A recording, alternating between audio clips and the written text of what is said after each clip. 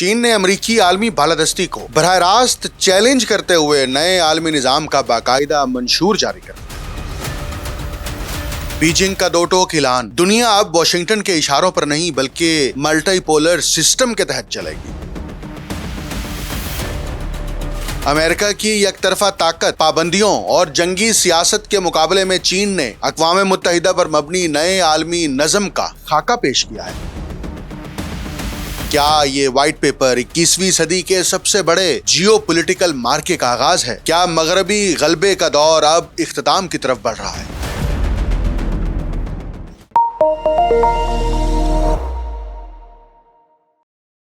आप देख रहे हैं untold story with doctor Akmal Soomro. दुनिया की तवज्जो इस वक्त मशरिक वुस्ता और यूक्रेन की जंगों पर मरकूज है, लेकिन ऐन इसी दौरान गुज़िश्ता हफ्ते बीजिंग ने आलमी निज़ाम के मुस्तकबिल से मुताल्लिक एक जामे पॉलिसी दस्तावेज जारी की। इस सरकारी दस्तावेज का उन्वान है more just and equitable global governance, China's principles, proposals and action. अगर हम इस पॉलिसी का उर्दू में तर्जमा करें तो ये उन्वान यूँ बनता है: ज़्यादा मुनसिफाना और मसावी आलमी हुक्मरानी, चीन के उसूल, तजावीज़ और इक़दामात। अब चीन की जानिब से सरकारी तौर पर शाये होने वाला ये 45 सफ़हात पर मुश्तमिल वाइट पेपर ऐसे वक्त में मंजर आम पर आया जब G7 ममालिक भी आलमी मामलात के लिए अपनी सिफारशात और हिकमत अमली पेश कर रहे थे। ये दस्तावेज़ इस बात की निशानदेही करती है कि चीन अब सिर्फ मौजूदा बैनुल-अक़वामी निज़ाम का एक शरीक नहीं रहा, बल्कि एक नए आलमी नज़म की तश्कील करने वाला मुमार के तौर पर खुद को पेश कर रहा है। दूसरी आलमी जंग के बाद कायम होने वाला आलमी निज़ाम तवील अरसे तक इंसाफ, जमहूरियत और इंसानी हुकूक के नाम पर दरहकीकत अमरीकी और मगरबी बालादस्ती का जामिन रहा। अक़वाम मुत्तहिदा, आलमी मालियाती इदारे, आलमी बैंक, IMF और दीगर बैनुल-अक़वामी ढांचे बज़ाहिर पूरी दुनिया की नुमाइंदगी करते हैं, लेकिन अमली तौर पर इनकी डायरेक्शन और फैसले ज़्यादातर मगरबी ताकतों के सियासी और मुआशी मफादात के ताबे रहे हैं। इराक से अफ़गानिस्तान तक, लीबिया से गज़ा तक मगरिब ने जब चाहा बैनुल-अक़वामी कानून को नज़रअंदाज किया, अक़वाम मुत्तहिदा को बेअसर बनाया, इक़्तिसादी पाबंदियों को सियासी हथियार में तब्दील किया और ताकत के ज़ोर पर अपनी मर्जी दुनिया पर मुसल्लत की। चीन के ताज़ा वाइट पेपर में इसी गैर मुतवाज़न आलमी निज़ाम को बरह रास्त चैलेंज करते हुए ये मौक़िफ़ इख्तियार किया गया है कि 21वीं सदी की दुनिया अब किसी एक ताकत के तसल्लुत की नहीं बल्कि एक मुनसिफाना, मल्टीपोलर और ज़्यादा रिप्रेजेंटेटिव आलमी नज़म की मुतकाज़ी है। चीन का दावा है कि आज दुनिया की अक्सरियती आबादी, बढ़ती हुई मुआशी ताकत और तरक्की की नई रफ्तार ग्लोबल साउथ के ममालिक के पास है। इसलिए आलमी फ़ैसलों, आलमी कवानीन और बैनुल-अक़वामी इदारों में भी इन्हीं ममालिक की आवाज़ को मरकज़ी हैसियत मिलनी चाहिए। यही वजह है कि ये वाइट पेपर अक़वाम मुत्तहिदा के किरदार को मजबूत बनाने, तरक्की पज़ीर ममालिक की नुमाइंदगी बढ़ाने, आलमी मालियाती निज़ाम में इस्लाहात, ब्रिक्स, शंघाई ताउन तंजीम, belt and road initiative, global development initiative, global security initiative और ग्लोबल गवर्नेंस इनिशिएटिव जैसे मुतबादिल प्लेटफॉर्म्स को मुस्तकबिल के आलमी निज़ाम की बुनियाद करार देता है। चीन इस तसव्वुर को भी मुस्तरद करता है कि आलमी क़यादत का मतलब दूसरे ममालिक पर अपनी सियासी, अस्करी या नज़रियाती मर्जी मुसल्लत करना है, बल्कि इसके मुताबिक आलमी हुक्मरानी बाहमी एहतराम, खुद मुख्तारी, मुश्तरका तरक्की, कसीरुल जहती ताउन और बैनुल-अक़वामी कानून की बुनियाद पर होनी चाहिए। ताहम इस दस्तावेज़ की सबसे अहम बात यह है कि चीन सिर्फ अमरीकी गलबे पर तनकीद नहीं करता बल्कि आलमी सियासत के लिए एक मुतबादिल बयानिया भी पेश करता है। ये वाइट पेपर इस बात का ऐलान है कि दुनिया अब सिर्फ वाशिंगटन के ज़ाविया नज़र से नहीं चलेगी और ना ही मगरबी ताकतें हमेशा आलमी कवानीन की वाहिद तशरीह करने की मजाज रहेंगी। अगरचे ये बहस अपनी जगह मौजूद है कि आया चीन मुस्तकबिल में अपने इस विजन को मुकम्मल तौर पर अमली शक्ल दे सकेगा या नहीं, लेकिन एक हकीकत अब वाज़े हो चुकी है कि मगरबी अजारादारी को पहली मरतबा एक मुनज़्ज़म, जामे اور نظریاتی سطح پر ایسا چیلنج ملا ہے جو صرف معاشی طاقت تک محدود نہیں بلکہ عالمی حکمرانی، بین الاقوامی قانون، سفارتکاری، ترقی اور طاقت کی تقسیم کے پورے تصور کو نئے سرے سے متعین کرنے کی کوشش کر رہا ہے۔ بظاہر بیجنگ کی جانب سے جاری ہونے والی ایک اور طویل پالیسی دستاویز کو نظر انداز کرنا آسان ہو سکتا ہے، لیکن اس وائٹ پیپر کی اہمیت اس میں کسی انقلابی یا غیر معمولی نئے نظریے کی موجودگی میں نہیں بلکہ اس حقیقت میں ہے کہ اس نے چین کے دیرینہ سفارتی تصورات کو ایک مربوط اور منظم ویژن کی صورت میں یکجا کر دیا ہے، جس کا مقصد عالمی حکمرانی کے ڈھانچے کو از سر نو تشکیل دینا ہے۔ اس دستاویز میں ترقی، سلامتی، ثقافت، ٹیکنالوجی اور بین الاقوامی ادارہ جاتی اصلاحات کو ایک ہی فکری اور نظریاتی فریم ورک کے تحت مربوط کیا گیا ہے۔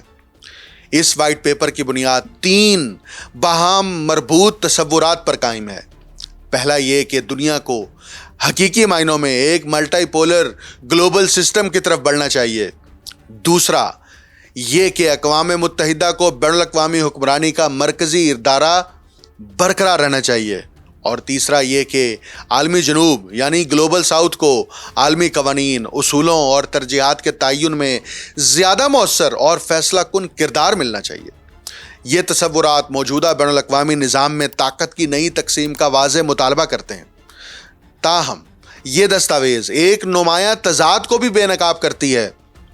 اگرچہ چین خود کو عالمی حکمرانی میں اصلاحات کا علم بردار اور ملٹی پولر سسٹم یعنی ملٹی لیٹرلزم کا محافظ قرار دیتا جا رہا ہے، لیکن وہ اب بھی عالمی قیادت سے تاریخی طور پر وابستہ مالی ذمہ داریوں اور وسائل کی فراہمی کے معاملے میں خاطر خواہ عزم دکھانے سے گریزاں نظر آتا ہے۔ اس وائٹ پیپر کی اشاعت کا وقت بھی محض اتفاق نہیں، یہ ایسے مرحلے پر سامنے آیا ہے جب واشنگٹن گلوبل قیادت کی ذمہ داریوں کو اٹھانے کے لیے پہلے کی نسبت کم آمادہ دکھائی دیتی ہے۔ اگرچہ امریکہ اب بھی دنیا کی سب سے طاقتور ریاست ہے، لیکن داخلی سیاسی تقسیم، ٹرمپ انتظامیہ کی بین الاقوامی قانون سے بظاہر بے اعتنائی اور خارجہ پالیسی میں اس کے غیر مستقل اور غیر متوقع طرز عمل نے عالمی نظام کی امریکی سرپرستی کے مستقبل کے بارے میں سنجیدہ سوالات پیدا کرتی ہیں۔ چین بظاہر اس صورتحال کو ایک اہم موقع کے طور پر دیکھ رہا ہے۔ وائٹ پیپر میں بار بار بیجنگ کو یک طرفہ اقدامات اور طاقت کی سیاست کے مقابلے میں اقوام متحدہ پر مبنی عالمی نظام کا محافظ قرار دیا گیا ہے۔ ماضی کی ان ابھرتی ہوئی طاقتوں کے برعکس جنہوں نے موجودہ عالمی اداروں کو بدلنے یا ختم کرنے کی کوشش کی تھی، چین اس بات پر زور دیتا ہے کہ اقوام متحدہ آج بھی عالمی حکمرانی کے لیے ناگزیر ادارہ ہے۔ اس کا بنیادی پیغام یہ ہے کہ عالمی نظام حکمرانی کو منہدم کرنے کے بجائے اسے زیادہ متوازن، منصفانہ اور نمائندہ بنایا جانا چاہیے۔ یہ امتیاز نہایت اہم ہے۔ بیجنگ اقوام متحدہ کے متبادل کسی نئے ادارے کی تجویز نہیں پیش کر رہا، بلکہ اس کی کوشش یہ ہے کہ موجودہ بین الاقوامی نظام کو اس انداز میں از سر نو تشکیل دیا جائے جو موجودہ عالمی طاقت کے حقائق کی بہتر عکاسی کر سکے۔ چین کے نزدیک 1945 کے بعد قائم ہونے والا عالمی نظام آج کی دنیا کی نمائندگی نہیں کرتا، جہاں ترقی پذیر ممالک نہ صرف عالمی آبادی کی اکثریت پر مشتمل ہیں بلکہ عالمی معیشت میں بھی ان کا حصہ مسلسل بڑھ رہا ہے۔ اس نئی طاقت کی تقسیم سے سب سے زیادہ فائدہ عالمی جنوب یعنی گلوبل ساؤتھ کے ممالک کو پہنچے گا۔ پوری دستاویز میں چین خود کو اس وسیع عالمی حلقے کا نہ صرف ایک رکن بلکہ اس کا نمائندہ بھی پیش کرتا ہے۔ بین الاقوامی اداروں میں ترقی پذیر ممالک کی زیادہ مؤثر نمائندگی اور عالمی فیصلوں کے عمل میں ان کی فعال شرکت کے مطالبات اس وائٹ پیپر کا نمایاں حصہ ہیں۔ اگرچہ ماضی میں عالمی جنوب کے باہمی تعاون کا مرکز زیادہ تر اقتصادی ترقی رہا ہے، لیکن اس دستاویز میں چین اس تعاون کا دائرہ وسیع کرتے ہوئے اسے عالمی سیاست کے دیگر اہم شعبوں خصوصاً سیکیورٹی اور ٹیکنالوجی تک پھیلانے کی کوشش کرتا ہے۔ اس وائٹ پیپر میں خاص کشش پائی جاتی ہے۔ بہت سے ترقی پذیر ممالک طویل عرصے سے یہ موقف اختیار کرتے آئے ہیں کہ عالمی مالیاتی اداروں اور بین الاقوامی قواعد پر ضوابط وضع کرنے کے عمل پر اب بھی ترقی یافتہ معیشتوں کا غیر متناسب اثر و رسوخ قائم ہے۔ اسی لیے شمولیت، مساوی نمائندگی اور زیادہ منصفانہ عالمی نظام پر چین کا زور ان حقیقی شکایات اور احساس محرومی سے ہم آہنگ دکھائی دیتا ہے جو صرف چین کے قریبی اتحادیوں تک محدود نہیں بلکہ ترقی پذیر دنیا کے ایک وسیع حصے میں مشترکہ طور پر موجود ہیں۔ لیکن عالمی معاملات میں قیادت صرف نظریات، بیانات یا خوبصورت دعووں سے حاصل نہیں ہوتی بلکہ اس کے لیے بڑے مالی وسائل اور عملی اقدامات بھی ضروری ہوتے ہیں۔ تاریخ گواہ ہے کہ جس بھی ملک نے عالمی نظام کی قیادت کی اسے اس کی بھاری قیمت ادا کرنا پڑی۔ دوسری عالمی جنگ کے بعد امریکہ نے مارشل پلان کے ذریعے یورپ کی تعمیر نو کے لیے اربوں ڈالر خرچ کیے، بین الاقوامی اداروں کی مالی مدد کی، مختلف ممالک کی سلامتی کی ذمہ داریاں سنبھالی اور دنیا کو کئی مشترکہ سہولیات فراہم کی۔ امریکہ کی اس لیڈرشپ کو کوئی اچھا سمجھے یا برا، لیکن یہ حقیقت ہے کہ اس کے پیچھے بہت بڑے مالی وسائل اور سرمایہ کاری موجود تھی۔ اس کے برعکس چین کے اس وائٹ پیپر میں مالی ذمہ داریوں کے بارے میں زیادہ واضح بات نہیں کی گئی۔ دستاویز میں اصولوں، تعاون اور عالمی اداروں میں اصلاحات پر تو تفصیل سے بات کی گئی ہے، لیکن ان مقاصد کو عملی شکل دینے کے لیے کسی بڑے نئے مالی منصوبے یا سرمایہ کاری کا اعلان نہیں کیا گیا۔ یہ اس لیے بھی اہم ہے کیونکہ خود چین اس وقت معاشی چیلنجز کا سامنا کر رہا ہے۔ اس کی معاشی ترقی کی رفتار پہلے کے مقابلے میں سست ہوئی ہے، جبکہ ملک کے اندر جدید ٹیکنالوجی میں برتری حاصل کرنے پر بھی بڑے پیمانے پر سرمایہ خرچ کیا جا رہا ہے۔ اسی وجہ سے بیجنگ اب بیرون ملک مہنگے منصوبوں پر پہلے جیسا خرچ کرنے کے لیے زیادہ تیار نظر نہیں آتا۔ بیلٹ اینڈ روڈ انیشیٹو کے تحت حکومت کی جانب سے بڑے پیمانے پر سرمایہ کاری کا دور تقریباً ختم ہو چکا ہے اور اب اس کی جگہ زیادہ محتاط حکمت عملی نے لے لی ہے، جس میں کم تعداد مگر زیادہ منتخب اور محدود منصوبوں پر توجہ دی جا رہی۔ اس کے نتیجے میں ایسا محسوس ہوتا ہے کہ چین اس وقت اپنی بڑی عالمی خواہشات اور عملی احتیاط کے درمیان توازن قائم کرنے کی کوشش کر رہا ہے۔